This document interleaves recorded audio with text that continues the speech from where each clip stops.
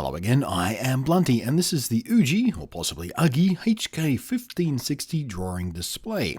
Sent in for review from GearBest. It is a 15.6-inch 1080p drawing tablet display.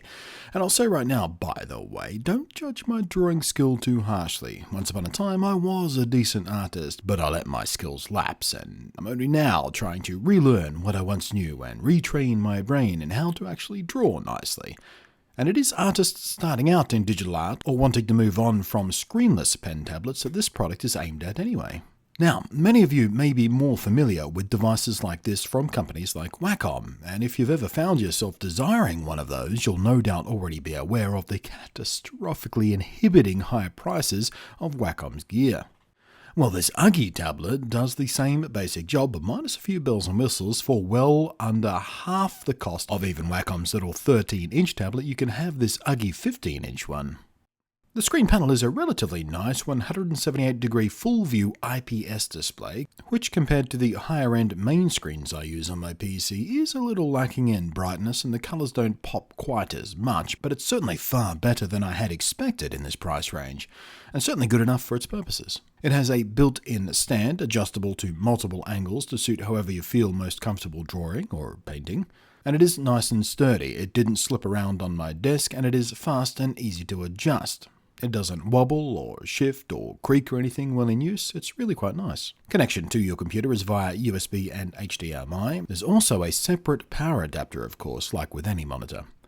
The Stylus Pen is basic, but quite nice to use. It is, of course, intelligently pressure sensitive, and in my use has provided very reliable, very predictable performance, with the buttons being slight but offering up a decent tactile click. And of course it's ambidextrous, so no worries for you southpaws. The pen responds to 2048 levels of pen pressure sensitivity, which is quite subtle, and it runs from a built-in rechargeable 60 mAh lithium-ion battery.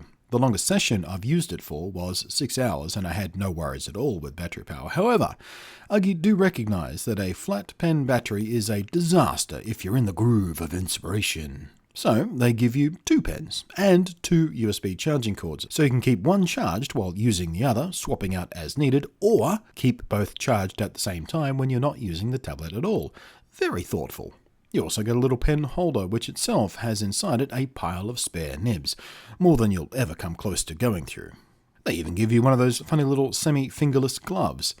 This is here because your hand does not slide over a screen like it does paper and most other types of traditional media. So, to keep your freedom of smooth, clean movement, to make sure your lines are as nice as possible, most digital artists will wear something like this. It makes a very nice improvement in feel, though it does take a bit of getting used to wearing it. It feels quite odd in the beginning. And in case you're curious, the reason those other fingers are missing is so you can feel the pen in your fingers properly. Very, very important. On the subject of making contact with the screen, to protect the actual screen from both your skin oils and the contact pressure of the plastic pen nibs, also supplied is a large significant screen protector which attaches on a single edge, unlike protectors you're familiar with for your phone or your Nintendo Switch and stuff. The protector does hinder clarity slightly, and its own very slight texture introduces a rainbow-like effect sometimes. Hard to catch on camera properly, but being able to flip it up is actually quite useful. The driver and settings UI are basic but very functional, allowing you to adjust how the pen reacts to pressure and the linearity of the pressure sensitivity. Both, of course, vital for getting it feeling how you want it to feel and suit how you want to draw.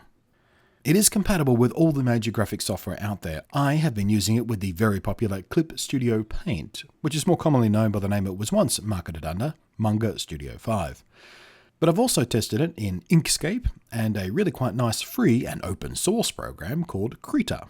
But pretty much everything out there should work just fine, including, of course, Photoshop and Illustrator, Paint Tool SCI, etc, etc, etc. And yes, it works on Windows and OS X. As far as actual performance goes, I've very much enjoyed using it. It feels very accurate and the pressure sensitivity has been wonderfully responsive.